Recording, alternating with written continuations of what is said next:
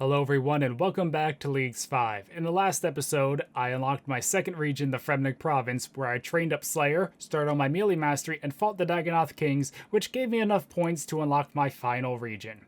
So I already said it's going to be one to give me a bit more of a challenge, because Varlamore has a lot of good gear, Fremnik has a good bit of support with stuff like the rings, but I don't have a ton of good bosses aside from the Colosseum.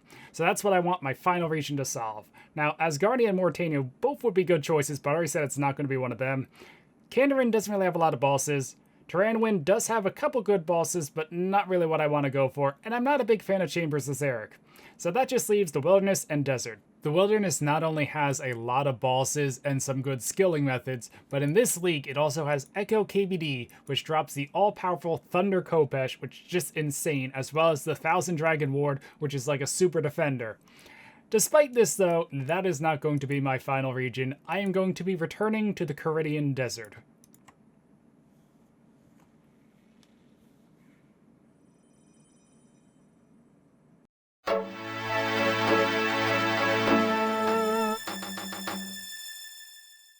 When planning out my regions, I quickly narrowed the first two down to Fremnik and Varlamore. Those covered my gear pretty well, but the PVM there wasn't the most challenging, so I figured for the third region I should pick one of a raid. Now I could have went with Karen, but I'm just not a big fan of Chambers, and outside of Chambers I just don't think it has that much that appeals to me. So that left Mauritania and Desert, both regions I picked last time. So of the two, I just felt like Desert fit better with what I wanted to go for. Theater of Blood is a good raid, but I'm just not that comfortable with it compared to TOA. And aside from that, there's just a lot of content in Desert like Temporal, Guardians of the Rift, Giant's Foundry, and all of it is content that I was kind of looking forward to revisit. While in Mauritania, there was a lot more grinds that I can't say I really want to do again this year, like Barrows. Also, I do have a bit of unfinished business here in Desert, because last year I never got a Fang, so I never got to experience a 2-tick Fang with the melee build, so hopefully this year I might get to play around with something like that. So while it is a second region returning from previous leagues for me, Varlamore, Fremnik, and Desert is just a good combination and makes a really strong build, and I'm looking forward to finally getting to play more of that now that I have all the regions unlocked. So to start off, I'll be doing the normal thing of just going over the task list and trying to knock out a bunch of these easy desert tasks. I can even do ones now like craft a leather body because I didn't have access to a tanner before. So yeah, a bunch of quick tasks I can go knocked out, as well as some I just was putting off previously. Well, so I'll probably get to that tier 7 relic pretty soon. Also, I'd like to try and get my Berserker ring imbued here because it's probably going to be a bit before I get a better ring. I've been knocking out a bunch of quick tasks I've been putting off, and now I'm only 10 points away from my next relic. And I believe if I open this Master Loot Sack I got earlier, that should be all I need to unlock my tier 7.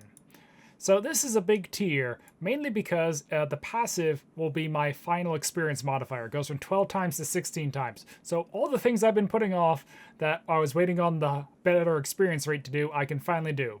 As for the relics though, it's kinda not the best tier in my opinion. The first relic in the tier is Pocket Kingdom, which is the same as Managing Miscellanea that I already have access to, only instead of once a day, it's 24 times a day with double the resources.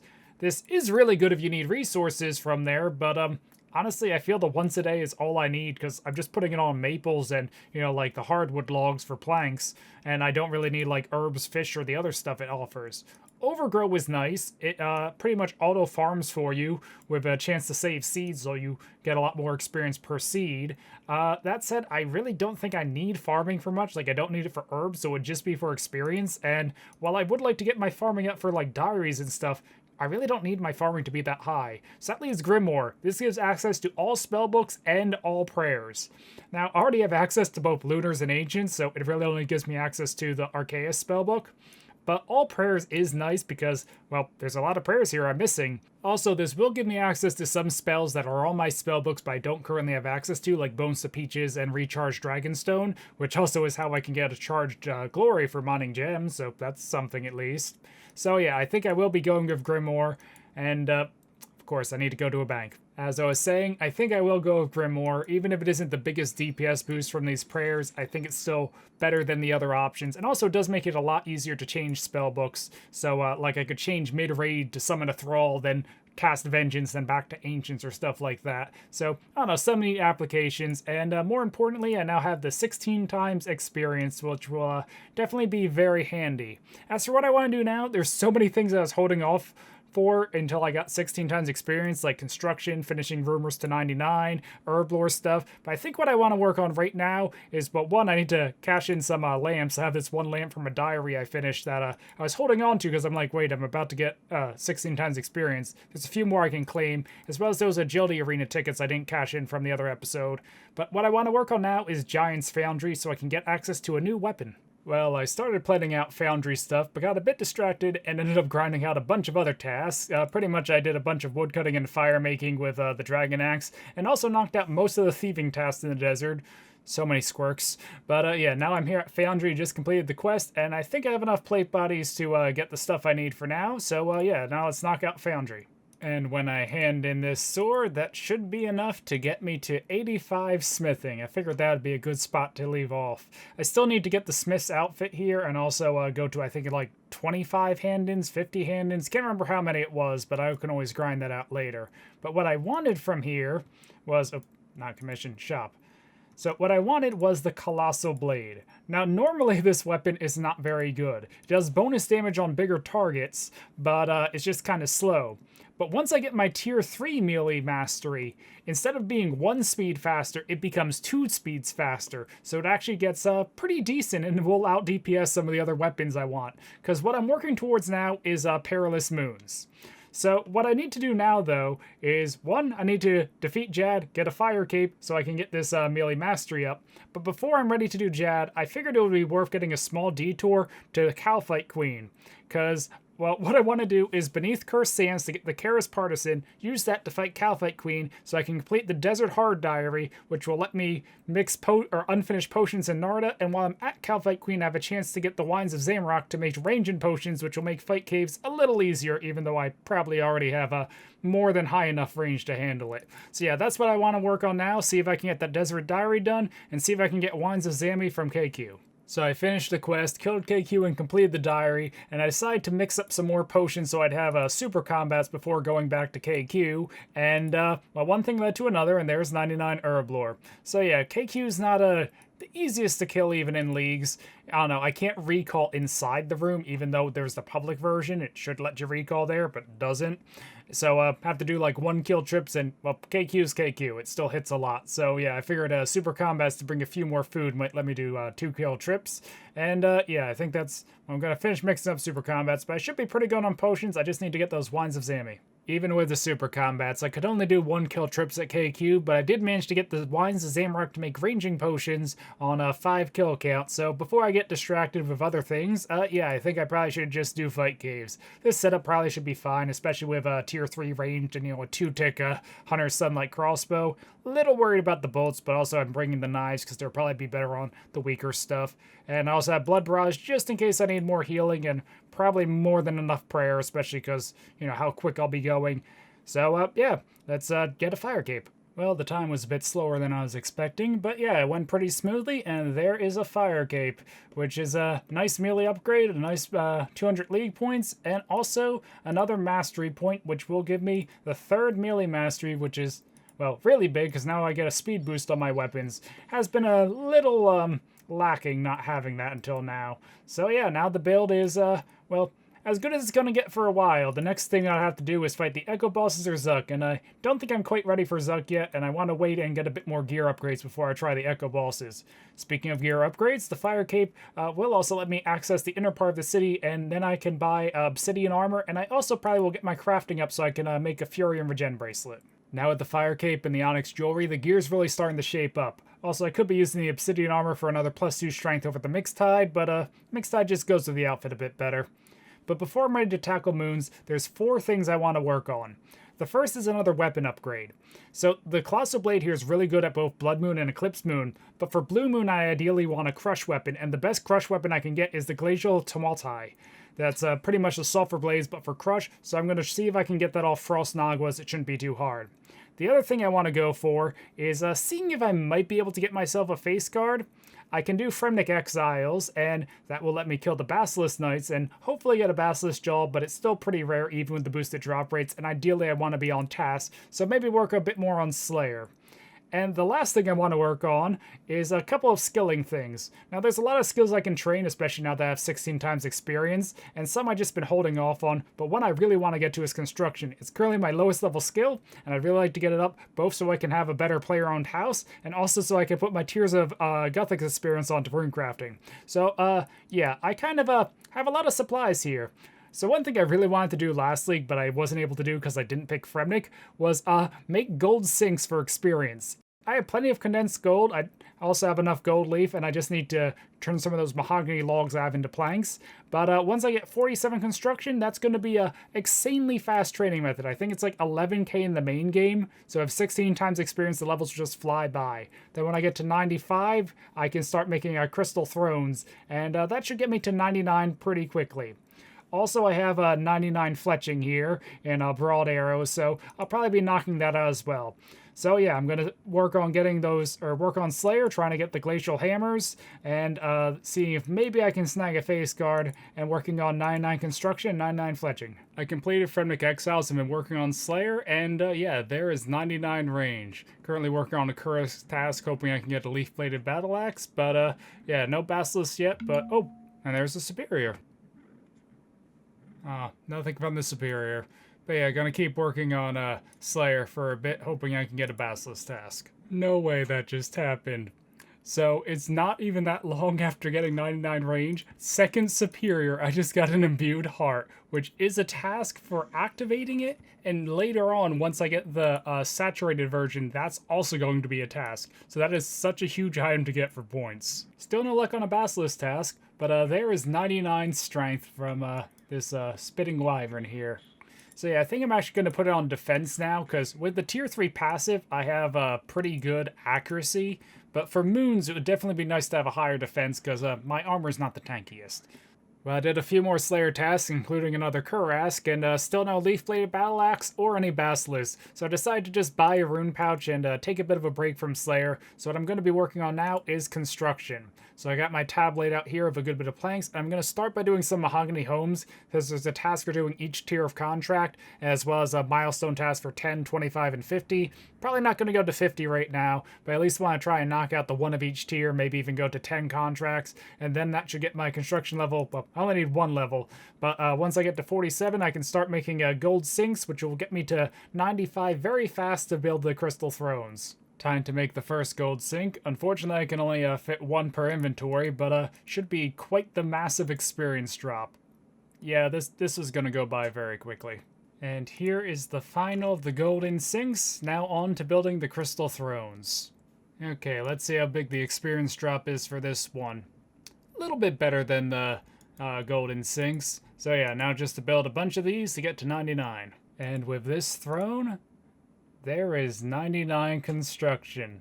So yeah, now time to buy a cape and start working a bit on the player-owned house, because, well, it's a little lacking right now. That's much better. It still might look a little lacking compared to main game player-owned houses, but yeah, this is pretty much the max I can get in leagues. I have the Portal Nexus here with a Dig Site Pendant. I can't get a Xerix Talisman, and this is pretty much all the teleports I can get. The only other one is Weiss, once I get the mining level so I can mine the salts. That's also a league task, I believe. I have a quest hall with a glory, because I can't get it in the jewelry box, because I can't get charged rings of wealth. The jewelry box here doesn't have a lot of teleports I can use, really just Tears of Guthix, Amir's Arena, and later on I can do Fortis when I unlock that one. But I could upgrade this one to the Dragonstone one with the bracelets and skills necklace, but that really doesn't have much teleports, just Champion's Guild and I think Cook's Guild. So not a big deal, and not really much of a point in a Spellbook altar because I have Grimoire.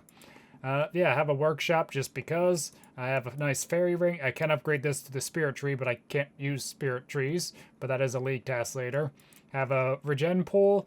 Not really that useful with recall, but still might be nice on occasion. And then I have the gilded altar, which will make prayer training a lot quicker because it does work with the golden god for the boosted experience. So probably will use this to train up prayer pretty soon. As for what I'm going to do now, well, I guess it's time to work on moons. I just need to get those glacial tumulti and then head over to moons, and I'll probably do the fletching while I'm running between stuff for moons. So, yeah. Yeah, not a big fan of how the obsidian armor looks of this outfit, but hopefully I'll be able to change that soon. I got the hammers here. It didn't take very long. I got them in a few kill count and then stayed a little more to get the tears and the pendant, and ended up getting a second one even. So I think I'm all ready to start grinding moons, so yeah, I'm going to finish the quest and see if I can get some items. I just finished my first run and completed the quest. It went pretty well except for Blood Moon. I definitely was taking a lot of damage, probably because my armor's not the best, but hopefully this chest here can change it, because there's like a 1 in 4 chance to get a unique, and oh, well, that's unique from the first chest. Blue Moon Spear. Sadly, I don't think this item's really going to be useful for me. I mean, it's going to be a good magic weapon. I just don't think I'm going to use magic much, being a melee range build. So, yeah, but hey, there's at least another League task, and hopefully I can get similar luck for the Blood Moon and Eclipse armors.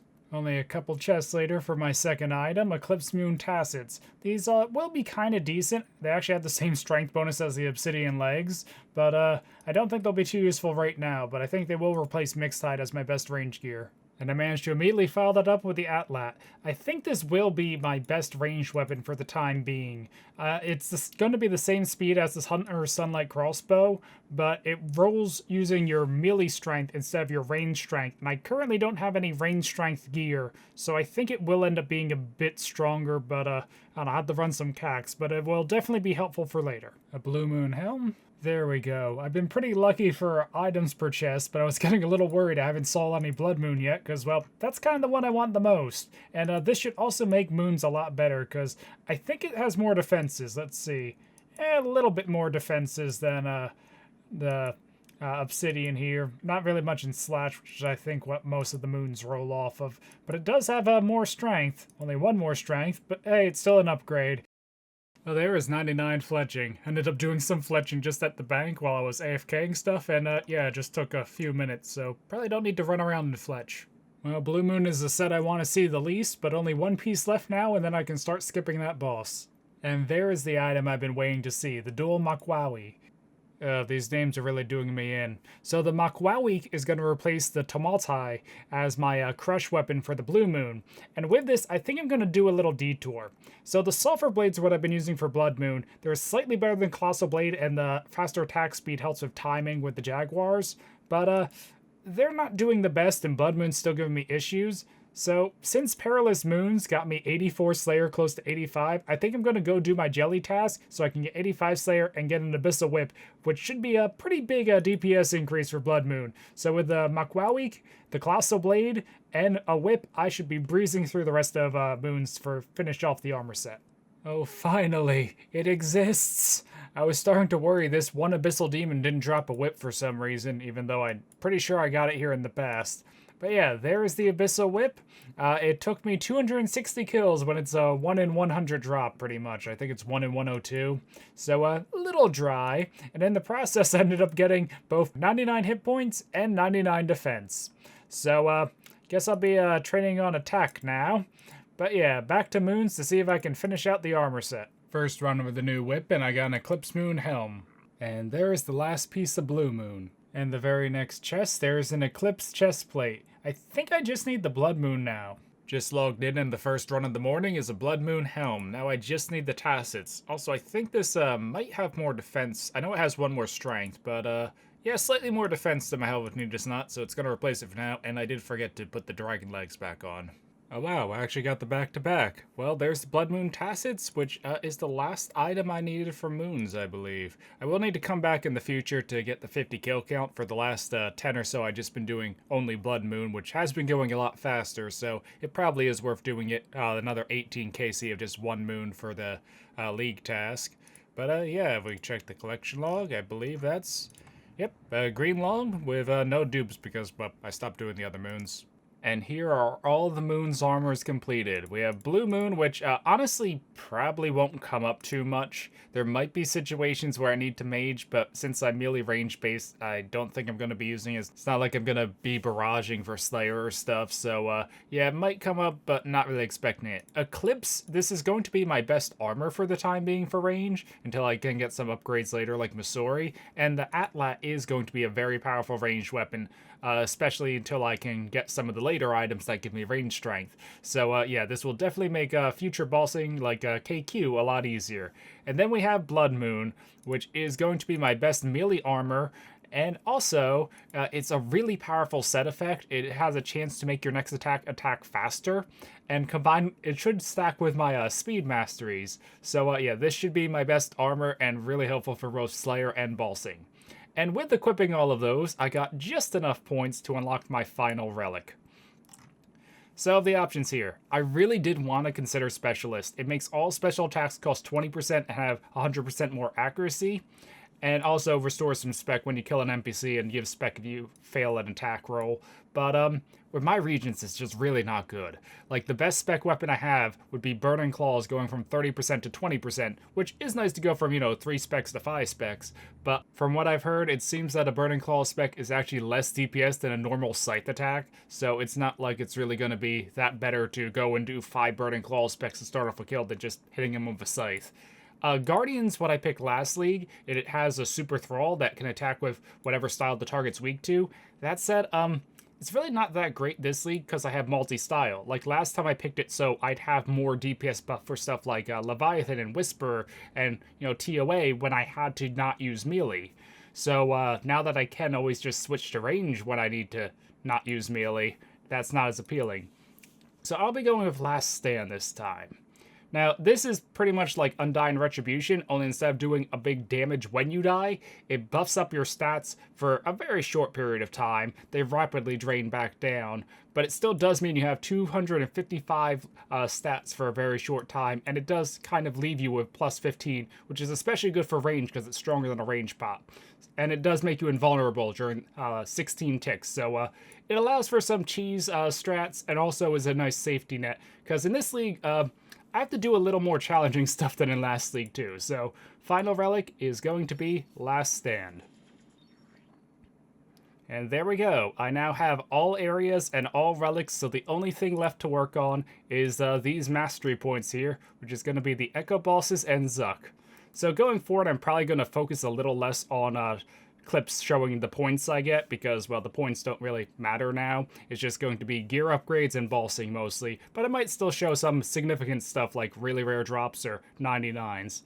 But yeah, I think that's where I'm going to end off this episode, and in the next one, yeah, we're going to get started on the Echo Bosses. So hopefully you guys enjoyed, and until next time, goodbye.